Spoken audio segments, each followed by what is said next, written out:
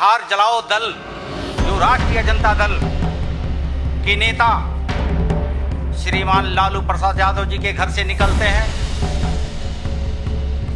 और बयान क्या देते हैं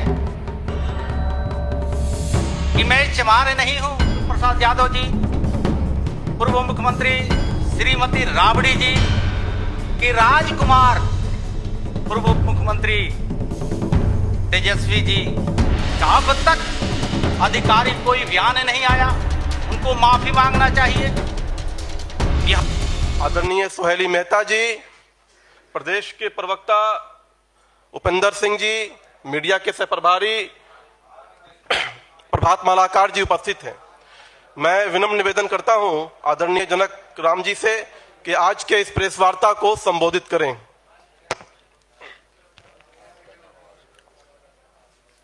धन्यवाद साथियों। सभी प्रिंट मीडिया, इलेक्ट्रॉनिक मीडिया, छायाकार, पत्रकार बंधु, जैसा आपने सुना, साथ में बैठे हुए श्रीमान दानिश इकबाल जी, मलाकार जी, सुहेली मेहता जी, त्रिपेंद्र सिंह जी,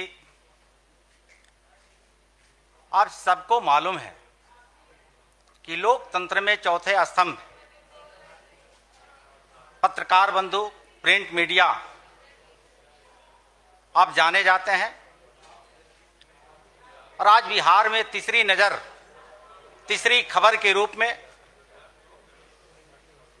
जो महागठबंधन के नेता हैं और खास करके राष्ट्रीय जनता दल, जो बिहार की जनता बिहार जलाओ दल के नाम से जानती है,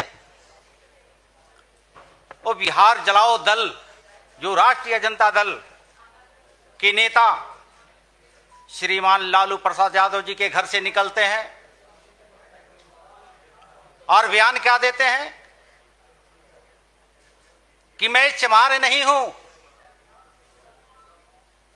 यह शब्द बिहार के लाखों लाख जो अनुसूचित जाति, जनजाति, कमजोर वर्ग के लोगों को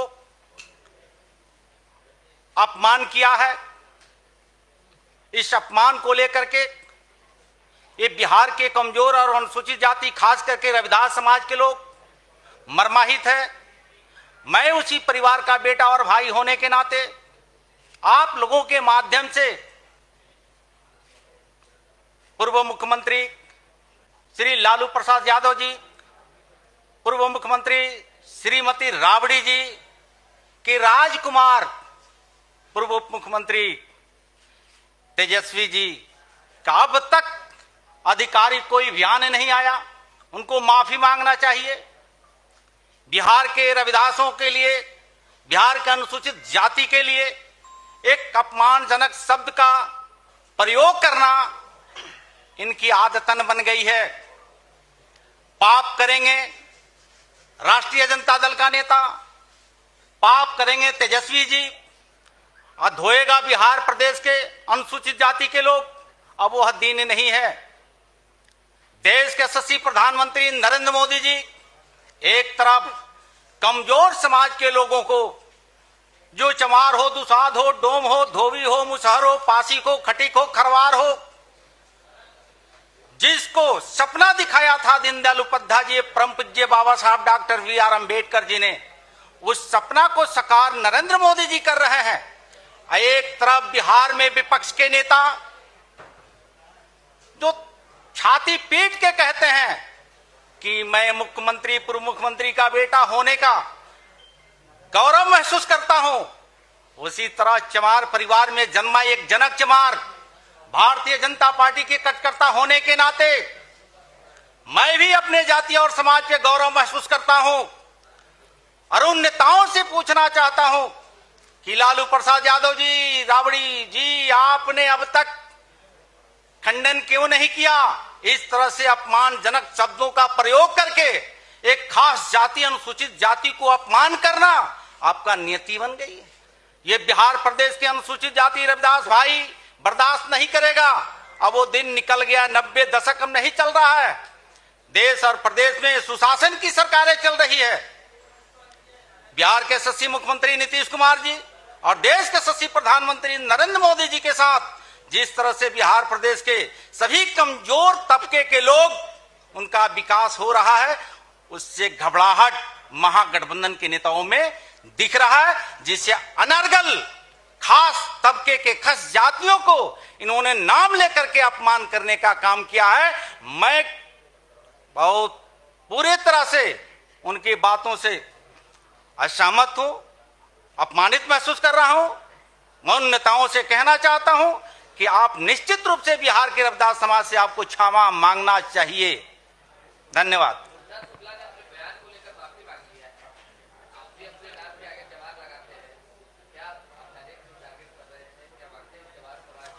आपने देखा होगा, मैं किसी व्यक्ति का नहीं, महागठबंधन के नेता जो राज्य में वर्ग संघर्ष कराना उन लोगों को नियति रही है। 90 का दशक आप लोगों ने देखा होगा, लक्ष्मणपुर बातें हो, शिनारी कांड हो, वर्ग संघर्ष करवाना, अगड़ा पिछड़ा का नारा देना, खूनी संघर्ष करवाना उनकी नियति रही है। अब तो बिहार के लोग अमन चमन की जिंदगी जी रहा है, सुशासन की सरकारें चल रही है, डबल इंजन की सरकारें हैं।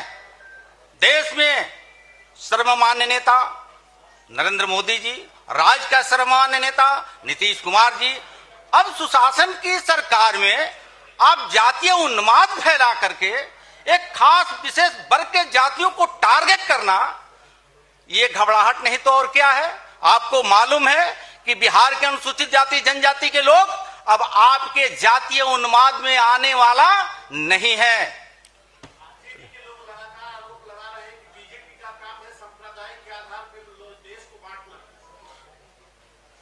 ये जनता आने वाले दिनों में तय करेगी। 19 में तो जनता ने स्पष्ट जनादेश दिया था कि आपको 0 दे करके बिहार में घर बैठा दिया था।